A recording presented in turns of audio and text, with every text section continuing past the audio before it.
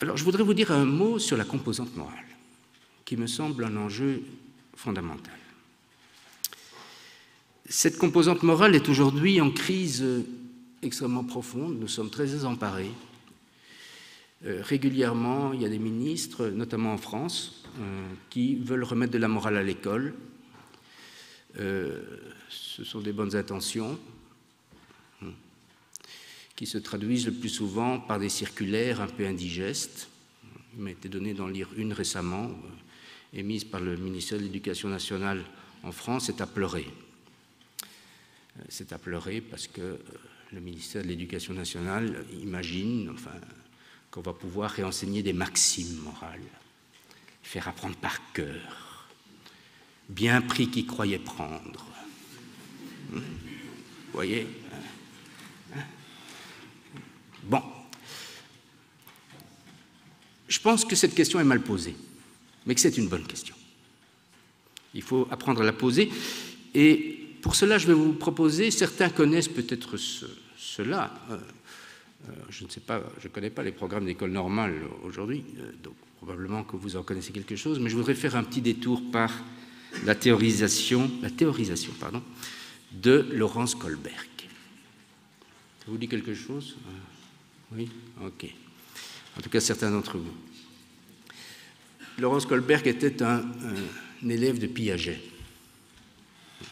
Il se situe dans cette analyse psychologique du développement, empirique. On regarde comment les gens font, comment les enfants font, comment les adolescents font. Et comme certains d'entre vous le savent, Kohlberg distingue, en ce qui concerne la construction du jugement moral, 3 stades. Jugement moral, c'est quoi ? C'est dire ce qui est bien et mal. Qu'est-ce qu'il faut faire dans une situation morale problématique. Votre femme est en train de mourir, il faut un médicament, et il faut aller chez le pharmacien, mais le pharmacien refuse de vous vendre le médicament ou la boutique est fermée. Mettons, la boutique est fermée, le pharmacien est en vacances, le médicament est à l'intérieur. Est-ce que vous avez ou non le droit de violer la propriété du pharmacien pour sauver votre femme? Que faut-il faire? On pose ce genre de questions aux enfants et aux adolescents. Et donc Kohlberg constate, c'est ça qui l'intéresse, que le raisonnement moral qui est mobilisé par les enfants, les adolescents, les jeunes adultes, est chaque fois différent. Il y a un premier niveau qu'il appelle le niveau préconventionnel. Préconventionnel. C'est l'enfant y est très vite, dès l'âge de 2-3 ans. Dès l'âge de 2-3 ans, il peut se poser des problèmes moraux, problèmes pratiques. Dans ce stade, l'enfant va raisonner à partir de lui-même, comme s'il était un être de désir et d'intérêt. Il a des désirs, très bien manger un chocolat. Il a des intérêts, il veut jouer, il ne veut pas aller dormir. Et l'autre, qui va compter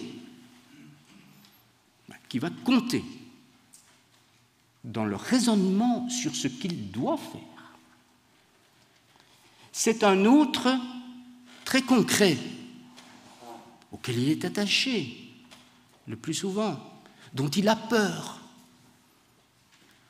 qu'il aime. Il a peur d'en perdre l'amour, n'est-ce pas? Tous les parents connaissent ça. Autrui est significatif, c'est une personne concrète, mais qui a des désirs arbitraires. Il permet, il interdit, et on obéit. L'essentiel, c'est de ne pas perdre son amour dans un premier temps, et au fur et à mesure que la pensée se construit, de préserver ses intérêts. plus ou moins à long terme. Donc on raisonne en fonction de sanctions et d'incitations. Dans ce cas, chose très importante, il n'y a pas de règle. C'est ça la chose.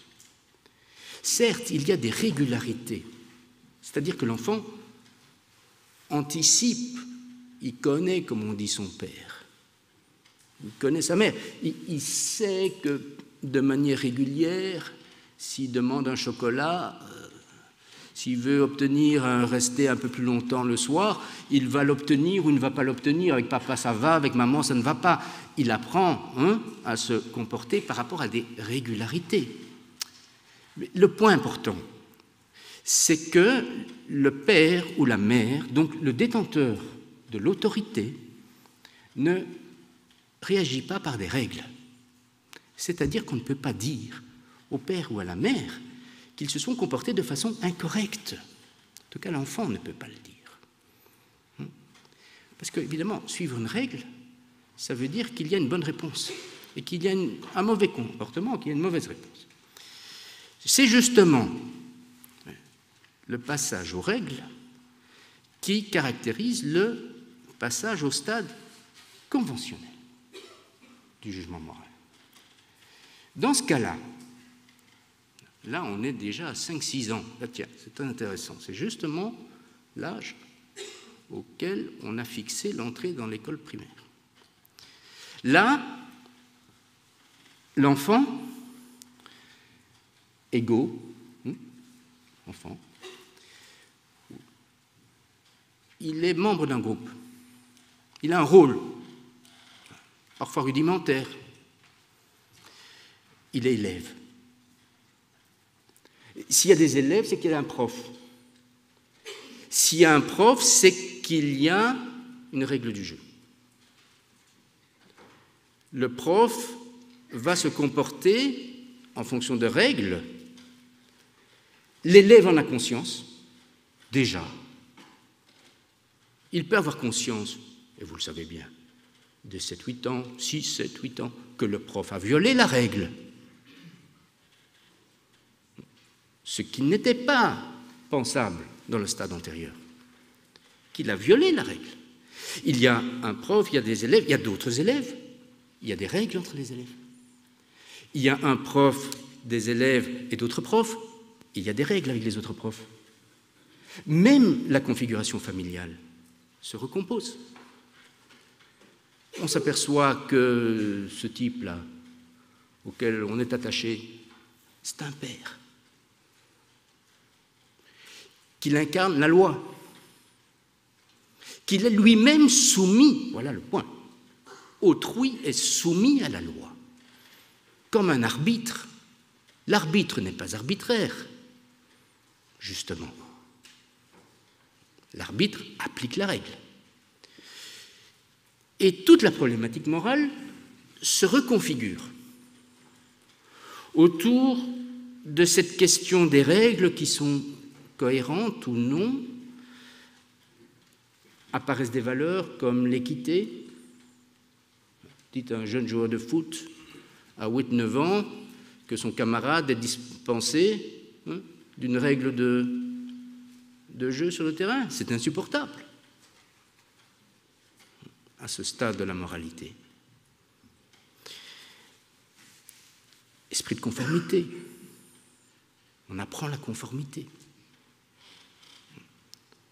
Toutes sortes de valeurs positives vont avec ça.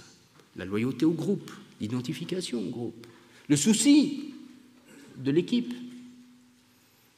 Troisièmement, c'est là que les choses deviennent compliquées. Ce n'est pas le stade ultime de la morale. Pourquoi? Mais parce que des systèmes de règles, il y en a beaucoup. Et qu'entre les systèmes de règles, il y a des trous. Que parfois, dans certaines situations, on ne sait pas quel est le bon système de règles. Et il y a des situations où il n'y a pas de règles.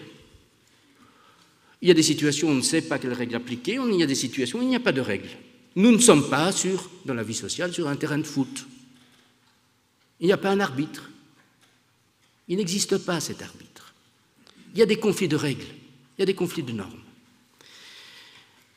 À ce moment-là, le jugement moral s'arrête-t-il? Mais pas du tout. La personne devient réflexive. Elle va faire appel, c'est ce qu'on constate quand on interroge sur les dilemmes moraux, à des principes plus élevés, pas des règles. La règle, ça vous dit, dans telle situation, vous devez faire cela. Par exemple, vous appliquez la règle de résolution d'une équation à une inconnue. Vous avez une règle très claire. Il faut l'appliquer, il faut apprendre à l'appliquer. Oui, mais il y a des situations où on ne sait pas quelle règle. À ce moment-là, il faut faire appel à des principes partagés. Des principes, ce n'est pas des règles, c'est des heuristiques. Je vais vous en donner un exemple, il est très utilisé aujourd'hui, parce que nos sociétés sont rentrées dans le stade post-conventionnel. Les droits de l'homme. Droits de l'homme. Les droits de l'homme sont des principes. Ils ne vous disent pas ce qu'il faut faire. Ils vous disent qu'il faut respecter la liberté d'expression, très bien. Ils vous disent qu'il faut respecter la liberté, le respect de la vie privée. Très bien. Et quand les deux rentrent en contradiction, qu'est-ce qu'on fait? On discute. Il n'y a pas de règle. Il n'y a pas de règle. C'est la seule manière de résoudre les problèmes moraux dans une société complexe. C'est de faire appel à des principes. Dans ce cas, autrui de référence n'est plus un joueur, c'est plus un rôle et c'est plus un arbitre. Autrui de référence, c'est n'importe quel autrui devant lequel je peux justifier, avec des principes, ma décision.